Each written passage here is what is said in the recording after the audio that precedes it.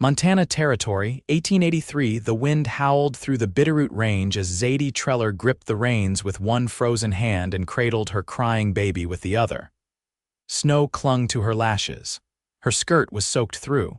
Her boots were cracked and old, but she did not stop, not for the storm. Not for the ache in her spine. Not even when little Vera coughed in her arms. She had run from the man who had broken her ribs behind closed doors. From the man who called himself her husband but treated her like property. From the house where her two babies had cried themselves to sleep while she bled quietly in the corner. Now, with Vera pressed to her chest and 2-year-old Victor bundled in the saddlebag behind her, Zadie had nothing but a stolen mare, a threadbare coat, and a head full of fear. The baby whimpered again. Zadie touched her cheek. "We are almost safe," she whispered, though she had no idea where safety was. The mare stumbled on the icy trail and Zadie pulled her up just in time. Trees opened to a narrow pass and on the other side smoke curled from a chimney. A cabin. A single lantern flickered through the frosted window. She did not think. She urged the horse forward. By the time she reached the door, her legs shook and her fingers barely worked the latch. She stepped off the horse and stumbled forward, knocking with her elbow as she kept Vera close to her breast. It opened fast, a tall man with a rifle in one hand and firelight behind him. He stared at her, then down to the baby, then over her shoulder to the boy half hidden in the saddlebag. Zadie's voice broke. "Please, I have nowhere else." He lowered the rifle. "Get in," he said. Now. She stepped inside, the warmth hitting her like a wall. She blinked back tears as her legs buckled. He caught her before she hit the floor. "I have them," he said, lifting Vera from her arms and setting her gently on a blanket near the fire. Then he pulled Victor from the saddlebag and wrapped him in a quilt. Zadie tried to speak, but the cold had locked her throat. Her hands felt numb. Her vision blurred. "Sit," he said, guiding her to the chair beside the hearth. "You are safe here." She looked up at him, his face lit by the low fire. He was younger than she expected. Late 20s maybe, clean-shaven, strong jaw. His dark hair was wet from snow, his coat dusted in it. "Name's Vaughn Derren," he said, kneeling to stoke the flames. "You and your little ones can rest here tonight." Zadie opened her mouth. Her voice came out hoarse. "Zadie Trellor, that's Vera and he's Victor." Vaughn nodded, already moving to heat water. "Are they sick?" "Just cold." "Hungry?" "There's stew on the stove. I will get them fed." Zadie watched him move, fast but careful. Vera quieted once she was warm. Victor, wide-eyed but silent, gripped the edge of the blanket, watching Vaughn like he could not quite believe. Zadie's body ached. Her heart pounded. But for the first time in weeks, she did not feel hunted. She watched Vaughn kneel beside her son and hand him a wooden spoon. "Easy now, little man," Vaughn said softly. "You got a full belly coming." Zadie's eyes filled again. She turned her face to the fire so he would not see. Later, after the children had eaten and slept curled beside the hearth, Vaughn poured her a tin cup of warm cider and set it in her hands. "Where were you headed?" he asked. Zadie looked into the flames. "Anywhere he would not find me." Vaughn said nothing for a moment. "Then you do not have to run anymore." She looked up, her breath catching. His voice was steady. "You are safe here, you and your children. I will not let him near you." Zadie stared at him, not knowing what to say. Her hands trembled around the tin cup. Vaughn leaned back in his chair. The firelight flickered across his face. "You do not have to tell me everything, not tonight, but I see how tired you are. You got them here alive. That is enough." Zadie nodded slowly. "I did not think we would make it." "You did." They sat in silence, the fire crackling between them, the only sound the soft breaths of her sleeping children. Zadie watched Vaughn. There was something in his face, earnest and kind, but not weak. He had the look of a man who had seen bad things and survived them. She trusted that kind of man more than any preacher with clean hands. "I do not know what comes next," she said quietly. "Well," Vaughn said, "you rest first. Then we figure it out." Zadie's eyes drifted closed, her body finally giving in. When she woke the next morning, the storm had passed.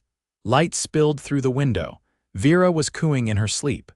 Victor was curled beside her, his hand clutching a stuffed cloth rabbit she had not seen before. And Vaughn was outside, splitting wood with clean, sharp swings, his shirt damp with sweat, breath rising in the cold. He glanced through the window and saw her watching. He smiled. Not the kind of smile that asked for anything, just quiet reassurance. Zadie felt something move in her chest. Something she had not felt in so long, she had nearly forgotten what it was. Hope. By the second morning, the snow had hardened into a dull crust, and the wind had gone still.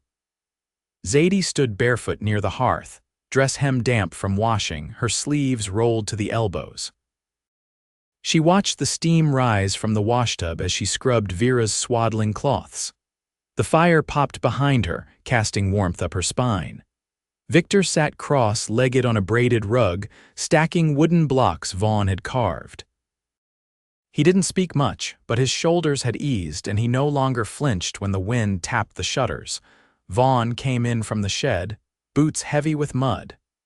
He set a burlap sack on the table and removed his coat, his hands red from the cold. "There's a creek-fed spring behind the pines," he said, wiping his palms on a rag. "Flows even in the freeze. Good water for the little ones." Zadie nodded as she wrung out a cloth. "I'll boil it before I use it." He leaned his hip against the table and watched her a moment. "You always this careful?" "Only since I had reason to be." Vaughn's eyes flicked to Victor, then back. "You're good at this, raising them. They're all I have, that's mine." Her voice didn't waver, but her hands slowed. He didn't answer right away, just crossed to the stove and ladled porridge into 2 bowls. He set one beside Victor, who glanced up, then picked up the spoon without a word. Zadie rinsed her hands and dried them on her skirt. "You live out here alone." Vaughn set the second bowl on the table and pulled out a chair. 3 years now, bought the land from a trapper who married into the Flathead tribe and moved south, built this place up after. "What brought you here?" His spoon paused. "War. I came back with more ghosts than sense. Didn't fit in the towns anymore. Out here, no one looks too long." Zadie sat opposite him, folding her hands in her lap. "You served Union cavalry, Missouri regiments, rode through Arkansas and Tennessee, lost a brother at Shiloh." She didn't speak. The silence sat between them, not heavy, just honest. After a moment, Vaughn looked toward the window. "You planning to keep moving?" "I don't know where we'd go. No family left, no money, no name I can give that won't bring him down on us. You could stay." Zadie's brow lifted slightly. He added, "Not because I expect anything, just, this place is solid, there's space, and I don't think those two should be out in the cold." Zadie glanced at Victor, who was humming to himself now, spoon clinking against the bowl. Vera was asleep again, one fist curled against her cheek. "I'd work," she said. "Chores, mending, whatever you need. I don't need anything I can't do myself, but I wouldn't mind company that doesn't spook the horses." She looked down at her hands. The skin was cracked near her knuckles. She flexed them. "I never thought I'd find a place where no one raised their voice." Vaughn stirred his porridge. "I can't promise peace forever, but I won't raise a hand to you, that much I swear." Zadie's eyes met his. She held them there a long moment. "All right," she said. Vaughn nodded once and rose to fetch more water for the pot. That afternoon, Zadie hung laundry on a rope between the porch posts. The air smelled of pine and wood smoke. Her fingers ached from the cold, but it was a clean ache, the kind that came from honest work. Vaughn was near the barn, mending a fence rail. He didn't speak much while he worked, but she liked that about him. He didn't fill the air with noise just to hear himself. As she pinned the last cloth, she caught Victor beside the porch steps, watching Vaughn drive a nail into the post. Slowly, the boy crept forward and offered him a second rail. Vaughn took it without a word, set it, and let Victor hand him the next nail. The two worked side by side, the boy's shoulders straighter than they'd been in weeks. Zadie leaned against the porch post and watched. That night, as the children slept, she sat at the table sewing patches into one of Vaughn's shirts. He'd left it near the stove, the elbow torn clean through. She didn't ask if he wanted it fixed. He glanced over from the chair by the fire. "You do that often, stitching, taking care of things that don't belong to you." She threaded the needle again. It's habit. Easier to fix something than wait for it to break worse. He nodded slowly. You ever want something that's just yours? She kept her eyes on the thread. I wouldn't know what to do with it. He didn't press. Just watched her a while, then stood and banked the fire. As she folded the mended shirt and set it aside, Zadie felt something unfamiliar resting beneath her ribs, not fear, not sorrow. Just the quiet weight of being seen. She didn't push it away. The thaw came slow, the way spring does in the high country drips of meltwater from the eaves, dark soil pushing through at the base of tree trunks, and the creak of shifting ice on the creek behind the pines. Zadie stood near the open window, sleeves rolled to her elbows, washing the last of the winter soot from the sill. Her hair had grown past her shoulders again, clean now, the tangles worked through each morning with careful fingers.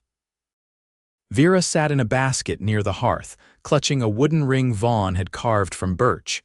Victor had taken to shadowing Vaughn outdoors, always quiet, always watching. He trailed behind him now, a small figure in a too-big hat, tugging a sled filled with chopped kindling. From the window, Zadie could see Vaughn kneeling beside the vegetable beds, sleeves to his forearms, pressing his palm into the soil. When she stepped onto the porch, she saw he'd brought out a coil of seed hemp, a rusted spade, and a sack of sprouting potatoes. I reckon the frost's past, he said without looking up. Ground's near ready. She crouched beside him, brushing a curl behind her ear. You plant much, enough for a man alone, not enough for 4 bellies. He glanced at her. You know your way around a garden. My gran kept one in Kansas. I helped by pulling what I wasn't supposed to. She smiled faintly. Got better with time. I got onions, carrots, and some beans from last fall. Potates'll grow if the soil holds. You think we can stretch them? If we dry the beans right and keep the root cellar dry, we'll be fine. He handed her a sprouting tuber. Then we'll plant together. They worked in silence, dirt soft beneath their knees, sun pushing through branches in long, golden lines. Vaughn handed her another potato, and their fingers brushed. Zadie didn't pull away. Later, when the shadows stretched long and the garden rows were neat behind them, she poured warm water into a basin outside and helped Victor scrub the dirt from under his nails. The boy didn't speak, but he leaned into her side when her arms circled his back. Vaughn watched from the porch, whittling something between his palms. When she joined him, he passed her a small carved horse, rough but solid. For Victor, he said. Figured he might like one of his own. She turned it over in her hands, thumb tracing the lines of its legs. You make something for everyone. I try.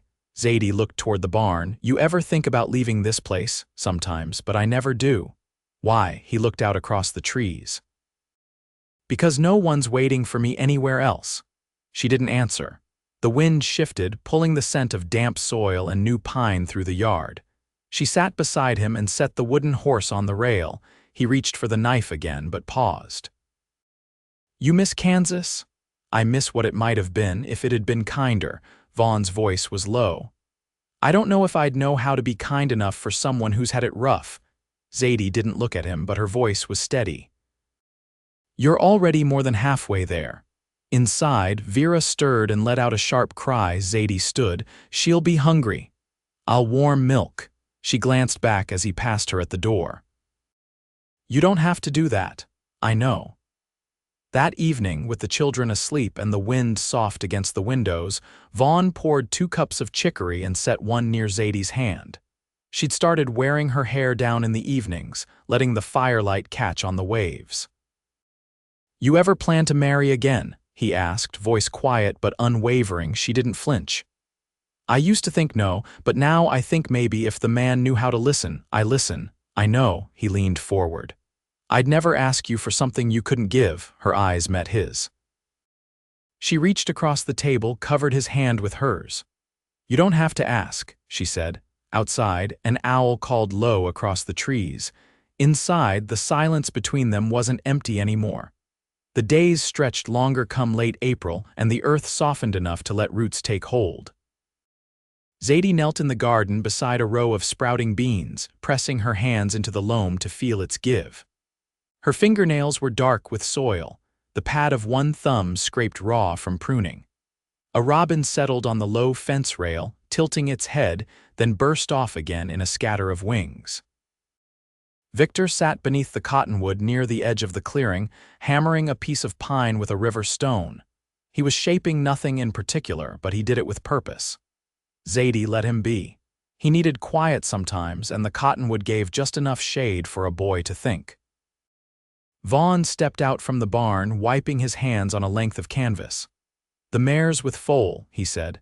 "Late summer, I'd wager." Zadie stood and dusted her skirts. "She carrying well, strong, steady gait. I'll keep her light from now on." He looked toward the tree. "Victor's got a good eye. He watched me set the hoof rasp like he'd done it before. He watches everything." She picked a leaf from her sleeve. "He just doesn't say much." Vaughn stepped beside her, gaze moving across the garden rows. "You think he remembers?" Zadie's mouth pressed into a line. "Some things settle in the bones. They don't need words." He didn't answer, but his hand brushed hers as they walked toward the porch. She didn't pull away. Inside, Vera had managed to roll herself halfway across the floor, her chubby arms flailing with determination. Zadie scooped her up with a soft laugh. "Nearly 6 months," she said. "She's trying to catch up to the world." Vaughn leaned against the doorframe, watching mother and daughter. "You ever think about what comes next once the ground's warm and the pantry's full?" Zadie adjusted Vera on her hip. "I think about safety first, then I think about staying," he nodded once. "I've been carving out a second room, figured it'd be better if the children had their own space." She blinked. "You didn't mention that." "I wanted to be sure it was right before I did." Zadie looked toward the back of the house, where she now noticed the edge of fresh lumber stacked beside the wall. "You plan ahead. When you've seen things fall apart, you learn to build careful." Vera tugged at a curl near Zadie's collarbone. She shifted her weight and looked up at him. "You ever wonder what it'd be like to have a family, Vaughn?" "I think I stopped wondering and started hoping the moment you knocked on that door." Zadie didn't smile.